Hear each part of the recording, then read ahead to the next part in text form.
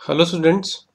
I hope कि आपकी तैयारी अच्छी चल रही होगी। और इस बार हम शुरू करने जा रहे हैं मिनिस्टर स्टाफ एग्जामिनेशन का एमएस एग्ज़ाम का पेपर टू हम चालू करेंगे। पेपर टू है आपका office procedure, fundamental rules, supplementary rules और जनरल रूल्स जो आपके हैं आते हैं। और आपको बुक्स मिलती हैं, आपको बुक्स पेपर में दी जाती हैं और आपको उन बुक्स के बेसिस पे आपको आंसर को लिखना होता है। तो चलिए देख लेते हैं एक बार। सबसे पहले हम ये देख लेते हैं कि इसका आपके पेपर टू का ऑफिस प्रोसीजर का जो पेपर है उसका क्या सिलेबस है। तो ये देखिए आपकी इसमें आपका 2 घंटे का पेपर होता है और ये 100 मार्क्स का पेपर होता है आपका। इसमें देखिए 6 क्वेश्चन पूछे जाते हैं आपसे। पहला क्वेश्चन करना कंपलसरी होता है, बाकी 5 क्वेश्चन में से 4 क्वेश्चन करने होते हैं।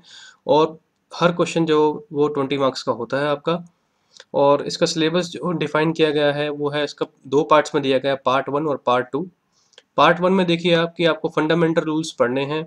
फंडामेंटल रूल्स में इन्होंने चैप्टर बताए हैं, पूरे बुक के जितने भी चैप्टर हैं वो उन्होंने यहाँ पे लिख दिए हैं। Definition, general condition of service, पे, लीव रूल्स, जॉइनिंग टाइम, ये सब चैप्टर्स हैं फंडामेंटल रूल्स के।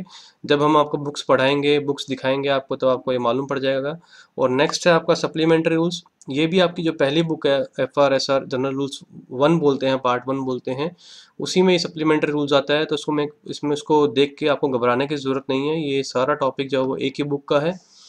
और नेक्स्ट आपको एक मिलते हैं पे रूल्स। पे रूल्स में क्वेश्चन पूछे जाते हैं। पे रूल्स भी जो है आपके पहली वाली बुक है, जो FRSR की जनरल बुक जो है, जनरल रूल्स पार्ट वन, उसी में ये पे रूल्स आते हैं।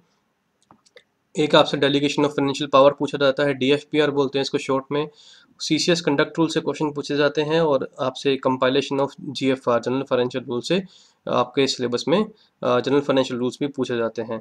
और पार्ट टू जो है आपका, जो सिलेबस में पार्ट टू दिया हुआ है वो उसमें GFR के कौन कौन से चैप्टर्स हैं, वो सारे चैप्टर्स ही हैं, इसलिए मैंने यहाँ पर लिखा नहीं है। पूरी GFR जो है वो आपके पार्ट टू के चैप्टर्स लिखे हुए थे, इसलिए मैंने पार्ट टू को लिखा नहीं। तो GFR आपको पूरा ही आपको देखना है कि कौन कौन से इसमें क्वेश्चन पूछे जा सकते हैं। नेक्स्ट है आपका, लास्ट टाइम जो है आपका डायरेक्टरेट ऑफ इनकम टैक्स ने, आयकर निदेशालय ने लास्ट टाइम एक सर्कुलर दिया था इन्होंने, और उन्होंने बताया था कि क्या क्या चीज़ें जो हैं कवर की जा रही हैं और कौन कौन सी बुक्स दी जा रही हैं आपके। तो ये देखिए आपकी इनके अकॉर्डिंग जो है आपको 7 बुक्स दी जाएंगी पेपर में।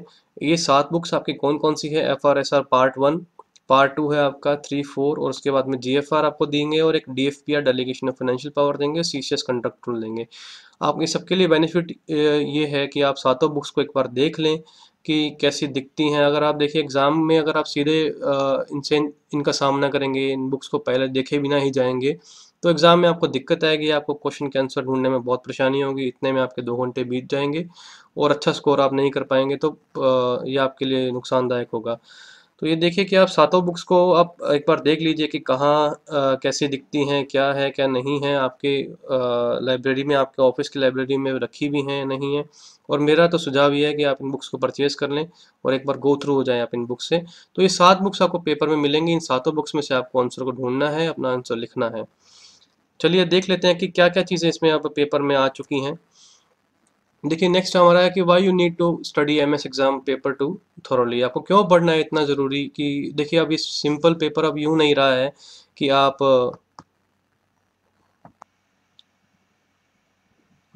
पेपर में इस तरीके से चले जाएं कि आप ये समझें कि बुक्स तो मिल ही रही हैं तो उसी टाइम हम देख लेंगे क्वेश्चन का आंसर कहाँ मिलेगा। देखिए अब चीज़ें मुश्किल हो गई हैं।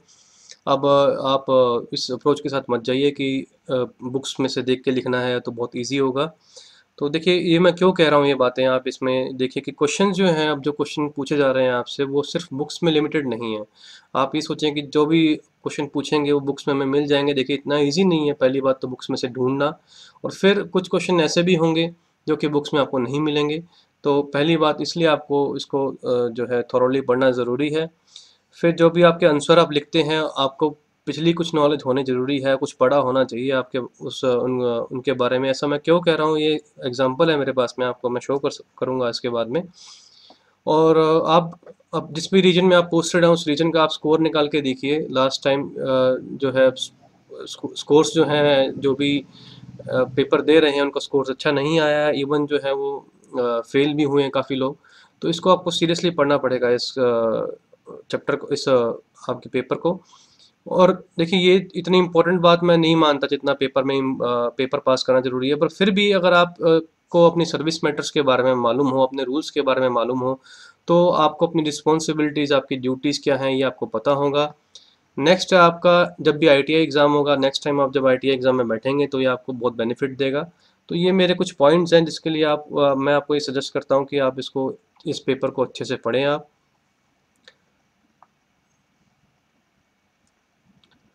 देखिए, अगली बात मैं जो कहने जा रहा हूँ वो ये है कि देखिए, ये 4 क्वेश्चन मैंने यहाँ पे लिखे हैं। 2016 में क्वेश्चन नंबर 3 जो है ये आया था आपका, इसमें ये पूछ रहा है कि कौन-कौन सी एक्टिविटीज़ हैं जो कि अ अ, ये 2016 का क्वेश्चन है आपका कि कौन-कौन सी एक्टिविटीज़ हैं उसके लिए प्रायर परमिशन चाहिए, सैंक्शन चाहिए और किसी के लिए नहीं चाहिए। 2016 का क्वेश्चन नंबर 6 जो है वो आपसे पूछा था कि क्या एनुअल परफॉर्मेंस असेसमेंट रिपोर्ट क्या होती हैं।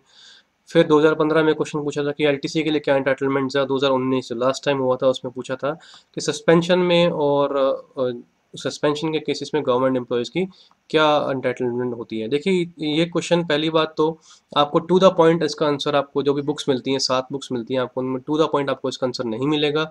और फिर जो जिस फॉर्मेट में जो क्वेश्चन आपसे पूछ रहे हैं, आपका आंसर डिमांडिंग है, वो आंसर आपको नहीं मिल पाएगा बुक में। और ये आप चैलेंज की तरह लीजिए, अगर आप इन चारों क्वेश्चंस को आप ढूंढ के देखिए कि आप उन 7 बुक्स में कहाँ मिलता है आपको इसका आंसर, तो आप पाएंगे कि आपको नहीं मिलेगा इसके आंसर्स। इसलिए अब ये ज़रूरी हो गया कि आप पढ़ के जाएं, टॉपिक्स में क्या, जो बुक्स हैं बुक में क्या टॉपिक हैं, टॉपिक में क्या लिखा हुआ है, उनको पढ़ के जाएं। तो हमने यही कवर किया है।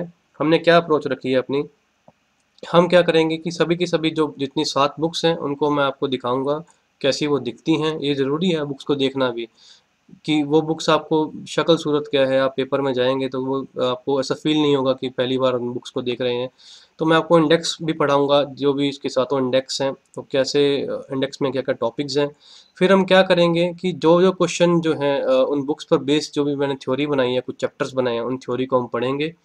उसका बेनिफिट क्या मिलेगा, जो भी ये जैसे 4 क्वेश्चन जो हैं, अगर ऐसे क्वेश्चन आपके 20 मार्क्स के अगर आपको पेपर में आ जाएं और अगर आप इनको अटेम्प्ट ना करें तो आपको नुकसान होगा। और थ्योरी पढ़ने के बाद में बहुत मुश्किल नहीं है, आप इनका इजीली आप आंसर कर पाएंगे। तो मैंने चैप्टर्स बनाए हैं काफ़ी।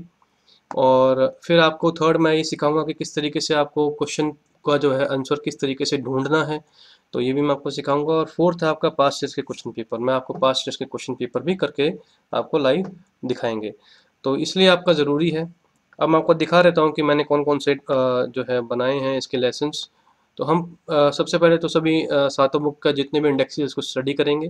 फिर ये कुछ चैप्टर बनाए हैं हमने कि डेफिनेशंस ऑफ फंडामेंटल रूल्स क्या है, ट्रैवलिंग अलाउंसेस क्या है, फाइनेंशियल पावर क्या है, कंडक्ट रूल्स क्या है। इस तरीके से ये कुछ चैप्टर्स बनाए गए हैं। ये चैप्टर्स जो हैं सातों बुक्स में स्कैटर्ड हैं, फैले हुए हैं। इसमें से इम्पोर्टेंट जितने भी थे मैंने उनको निकाला है, उनकी थ्योरी आपको बना के दी है, तो इसको आप स्टडी करिएगा। और उसके बाद में हम जो है सारे 2009 से लेकर 2019 तक के जितने भी पास्ट ईयर्स के पेपर हैं वो उनको सोल्व करेंगे। तो मेरा सजेशन है कि आप इस पेपर को थोड़ा सीरियसली लीजिए। अब चीज़ें जो है पुरानी जैसी नहीं रही हैं। क्वेश्चन को ढूंढना, आंसर करना भी अपने आप में एक टास्क है। तो इसकी आप तैयारी कीजिए अच्छे से। Thank you.